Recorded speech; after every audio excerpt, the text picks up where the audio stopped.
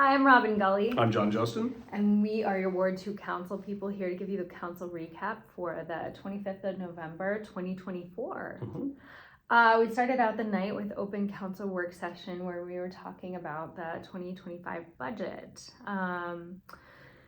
The big good news is hopefully, and I know that I noticed this on mine, that the monetary increase, because of a couple factors, on property taxes for next year is pretty minimal for most of us from what I'm seeing. I haven't seen all the numbers for everybody.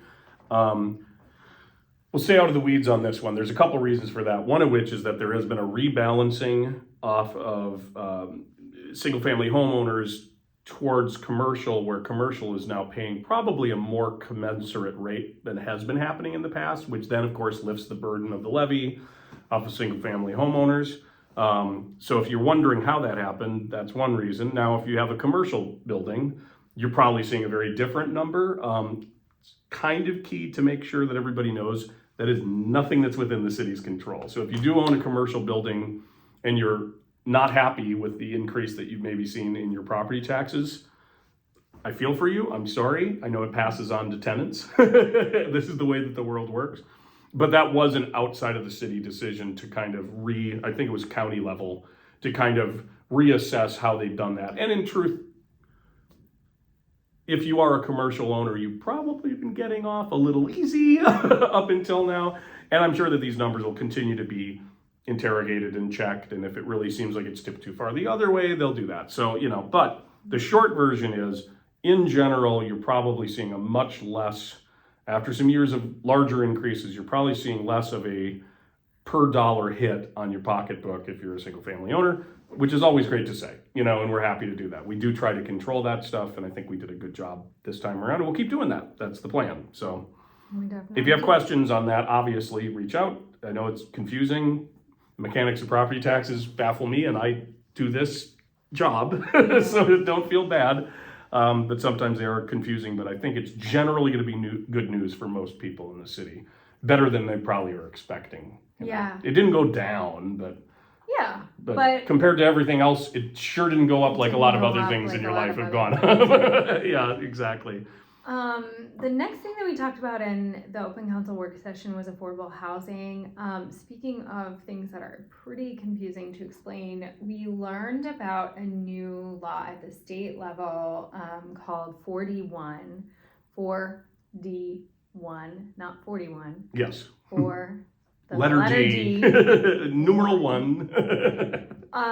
Which I really don't think that I can do justice to an explanation about this. It's basically to incentivize people to provide affordable housing. Multifamily housing. And to basically say, well, you can lower your property tax input, and it's, I think, 20% versus of what it 80%. Would be otherwise. 80% reduction, 20% remains. Right. And if that money is supposed to go back to either lower rents or building improvements, whatever. What isn't clear, I think, to anybody right now is, how is that actually going to be monitored? How are we going to make sure that that is actually being done? Mm-hmm. And then up until 2% of the total tax capacity is in that 4D1, basically the state can just decide that somebody can get it if they apply for it. After it hits 2% in a particular community like West St. Paul, then we will have some oversight on granting or denying that for anything above that 2%. We're going to hit that 2%. Right now, the preliminary discussion is the idea of maybe we actually, and this seems counterintuitive, maybe we go out, try to talk to the people in the community that might qualify for this, encourage them. We're going to hit the 2% no matter what, but encourage them and maybe have a little bit more input on the front end by saying like, hey, you should look at taking advantage of this. Here's some great ideas how you could justify that money. It says a net nothing to them. If they put, we're going to use the number, I'm just going to do $20,000. I'm going to do 100,000 because the math's super easy. Yeah. And so if you go from 100,000, this is not a real number, to 20,000, that 80,000 getting put back into your building is improving your building, improving the life of the people that live there, and it isn't costing the management anything. And that's, I think, the goal behind the program, is to kind of take some of that money and put it into a different box that maybe improves the safe, healthy well-being of residents. My quiet concern is I want to make sure that's actually what's being done with that money, and that money isn't actually going into profit margins and stuff. Not that people shouldn't make money off of the properties they own, but it's not the intention of the program. So yeah, our idea is if we can get to that 2%, which we're going to get to anyway, and help guide that, and we're at 1.27% now, guide that 0.73% into something that we know is really working for residents, then we get to do it on a case-by-case basis. And we'll have a lot more input into saying, like, okay, if you're coming in front of us for this, here's some programs that we accept that actually will measure and make sure that this is actually benefiting the community. Because that's the goal. The goal is not to save money for people that own buildings. It's to make life better for people that live in those buildings. And so I will say this, if you're a multi-family housing owner, if you're a person who rents out housing to other people, reach out to the city. Please reach out to us. If you think that this program would be useful for you and you're interested in either providing affordable rents for people or using the extra better amenities, better maintenance, to put all of the stuff money that people back into your buildings, we'd love to hear from you. So reach yeah. out. And all of this circles around the eternal question, and I know it's come up before and it will come up forever. At what point is affordable housing accomplishing the goals with the system that we have now? And in what cases are we not actually getting what we want? Because honestly, at the federal level, the system is somewhat flawed. And I don't think anybody's going to argue with that. The intentions are good, but the results have been mixed. And when you see market rate apartments renting for $100 more than workforce or affordable apartments, that doesn't seem to be the intention of why we try to do these things. We're really trying to create real affordable housing, not slightly discounted housing, which doesn't really change the bar for people being able to live well in our community. So that's a bigger conversation that I think we'll keep having as this develops too, about what does real affordable housing look like? How do we safeguard real affordable housing? And there's also a whole component of how do we do that for single family homes too? How do we help people in that case? If there were answers for this, they'd have figured it out already. I mean, I think steps were made and attempted. Probably time to take another look at it, and probably something that will, a lot of cities will be calling on state and federal government to go, well, thanks, but no thanks. Can you actually make this work the way that it was intended to work? But that's obviously not going to be pull the magic lever and have it done in a month or something like that. It's going to be a long-going process. But our intention at the base of it is to make sure that we're finding ways for real affordable housing to exist. And that doesn't necessarily imply new housing. A lot of that can come, and hopefully with this moving to 2%, would be coming from existing housing that we have right now and improving the lives of residents there that are currently in our city. Not that we don't want new residents, but we can't leave those people out in the cold. That defeats the whole purpose of having what they call natural affordable housing. We need that to be quality natural affordable housing. And I'm not saying it's not, but it can be better. And some of it maybe isn't, but I'm not going to call anything specific out. But no, but that's the intention. But that is the intention. And this is a big picture conversation that we'll get much more into the weeds on, I think, probably in the next 3 to 6 months, I would guess. And so you'll probably hear about it more as we go. It's absolutely our goal in this city to do everything that we can to promote affordable housing that is in good shape and where residents feel like they have what they need, like they're safe, like they're well taken care of. Yep.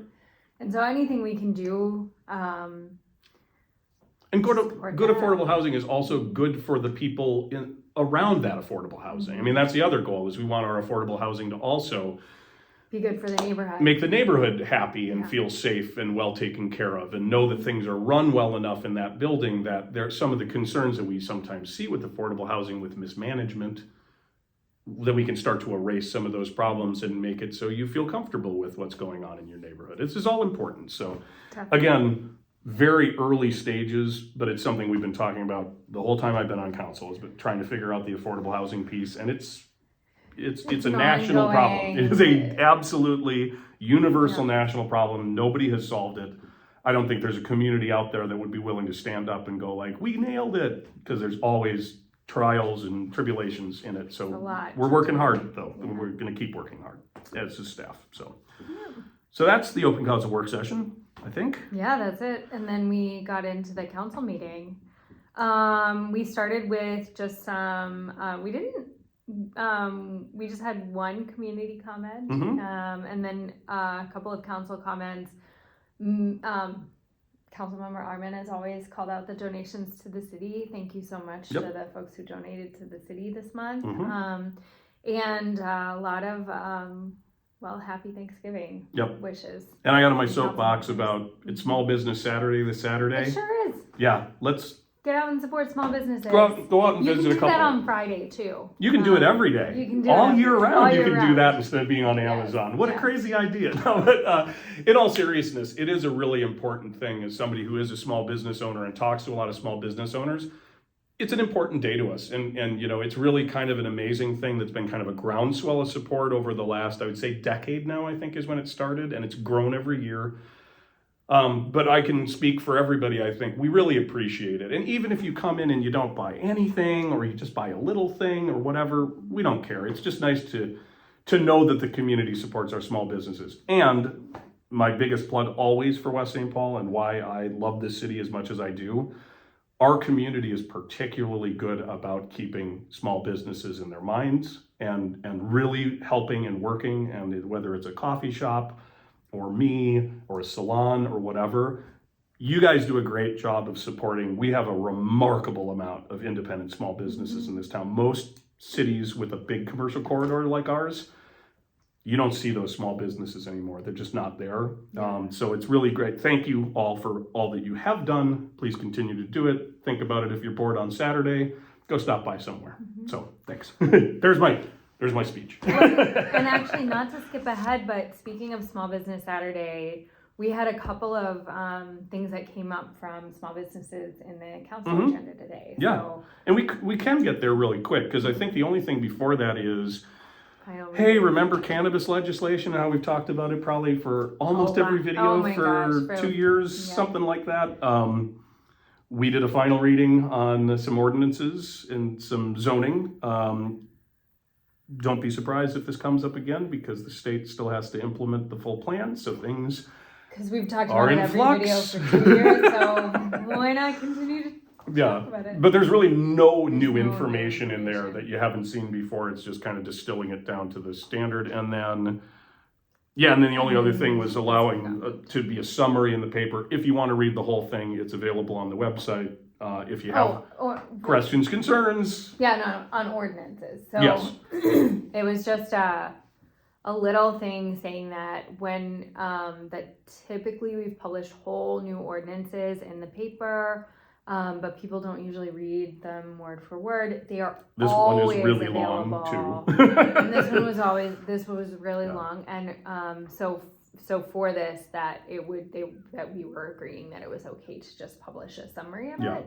Which is standard procedure, and often it's in the ordinance already. I think because we were trying to get this one to the table and done, that got missed, and so it's basically just doing something we normally do with the summary publication. But actually, I'll just use this as an opportunity to plug the fact that if you are ever interested in any ordinance at our city, you can go to the city website and go to, let me see if I can get this right.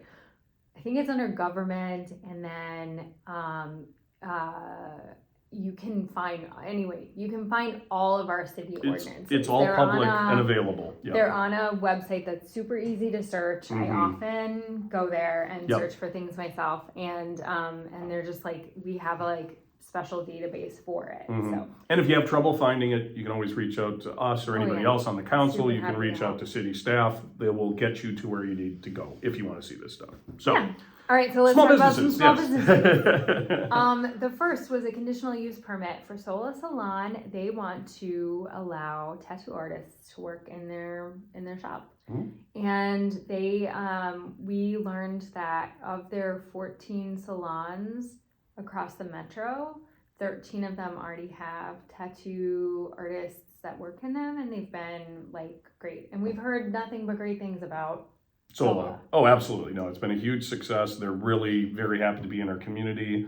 And the thing that people may not realize, it is actually a springboard for ultra small businesses to launch, because by not having all of the overhead of renting a space, promoting the space, all of that stuff, you can get somebody that's doing something in that field, and before they take the leap into taking out a big bank loan, doing whatever, they basically can have access to a really beautifully maintained building with really great spaces. And I kind of love, again, small business stuff. I love the idea that that's a means for somebody to get in the front door, establish themselves, and then their goal is to kind of, we'll use graduate those people to their own entrepreneurial, separate, independent businesses, which is amazing. So yeah, and we've, there've been a lot of changes on the way that tattooing is viewed in society. I think we all know that.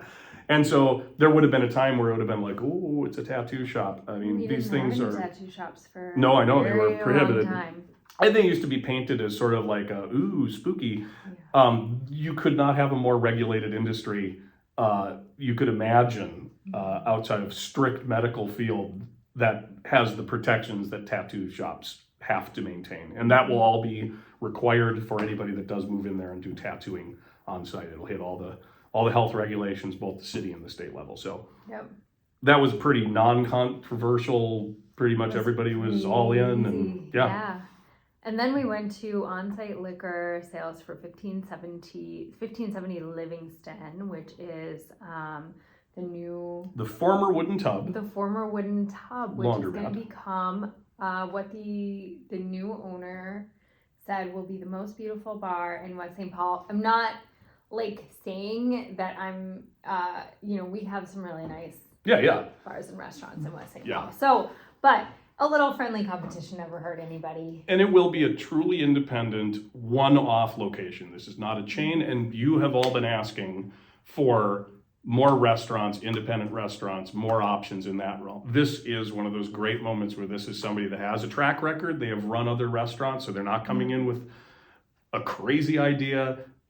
Looking at the plans, they're really detailed, really well thought out, and I think this could be a huge success. And that's what we've been asked for, and we're trying to get as much of that as we possibly can. We can't wave a magic wand, but we love it when they come in front of us, and we love to be able to actually deliver on some of those things that I've heard about for decades in West St. Paul, being here, that's one thing that people miss, although it is incumbent on me to remind people we have a lot, but sometimes when you've seen it forever, you don't remember that, Carboni's and the 5-8 and the Fireside and Gallagher's. And I mean, the list goes on and on.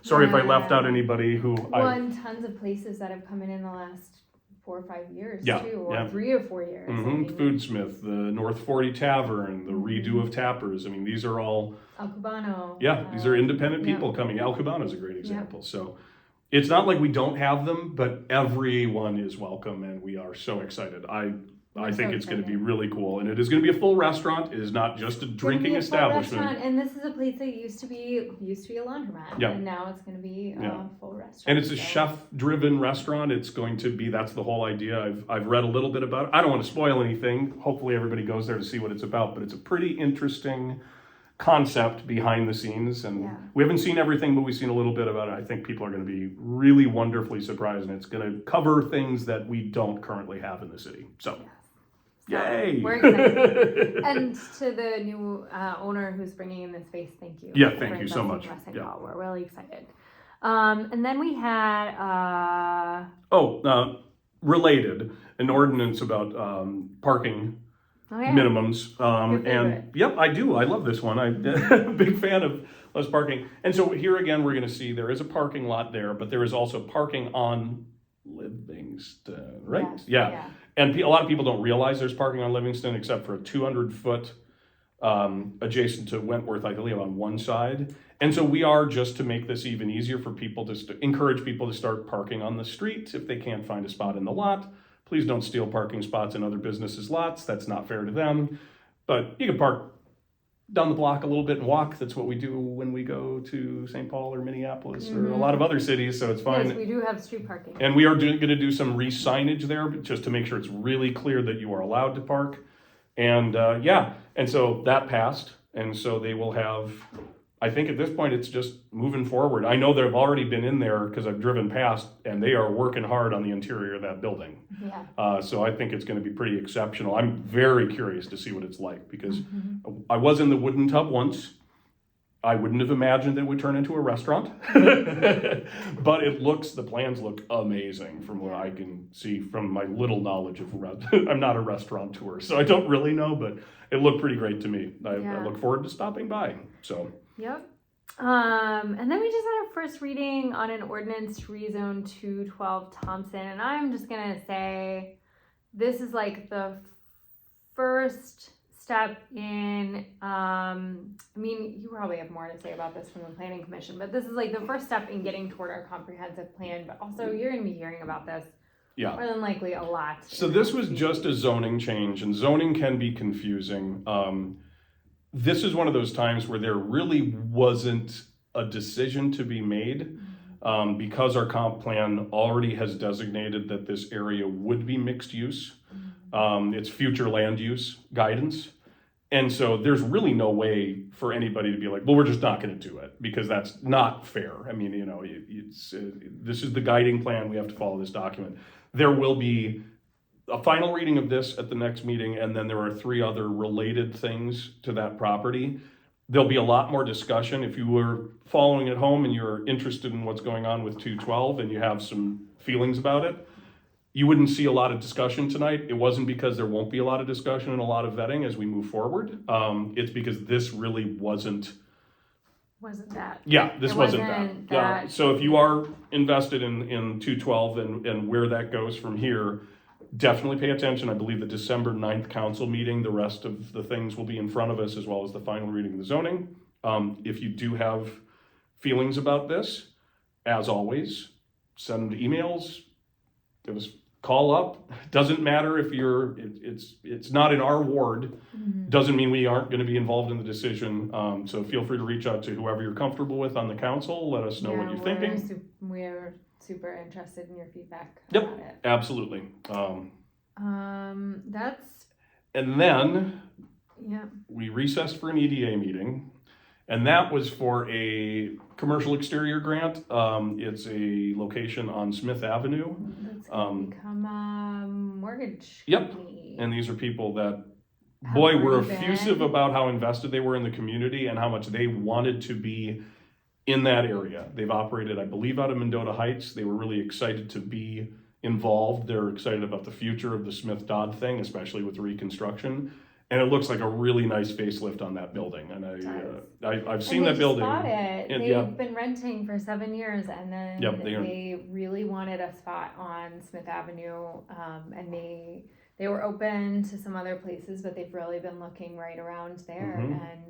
And because of the community here. Excited because I mean, of the community. and that's something and this covers a lot of this stuff. We don't get, And the school district, shout out to yeah. our school. we don't get these restaurants, we don't get these businesses moving in without the community supporting them. And so a thanks to all of you, because that restaurant wants to be here because they want to be in this community, because they know that we support those sorts of businesses and that you have their back. And so pat yourself on the back. Part of, we do what we can to get interesting things, but your dollars and where you go and what you do makes people want to come to this city in a way that maybe they didn't several years ago as much. And but yeah, so thanks to you, we wouldn't have these opportunities and be able to give you the good news without you making business owners want to be in this city. Yeah.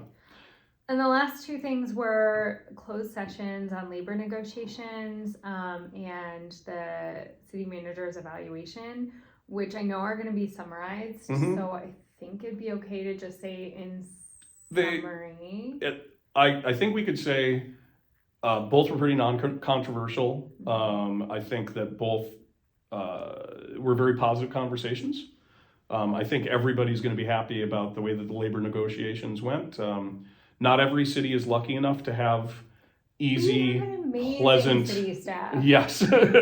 We're so lucky. Please stay, all of you. Yeah. There are really cities grateful. that have knockdown, drag out fights every time they have to do contracts. And we're not in that situation. We're not losing employees to other places.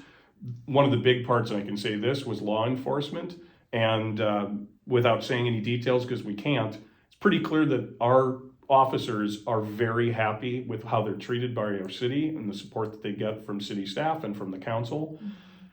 And let me tell you, that is definitely not true in every community right now. There are a lot of communities that are struggling to even hire or not lose law enforcement personnel because, like any job, they want to feel valued. I think we do a good job of making sure they feel valued. And as a result, that saves you money and gets you better services because people want to stay here and they want to work with us. And good faith negotiations on every side are the way to go. Yeah. And then the city manager, you won't be shocked because I think we've spoken pretty positively with the city manager. It was a very positive review. And you will see a summary about that, but the short version is I think we're all extremely pleased with the work that's been done by our city manager, Nate Burkett.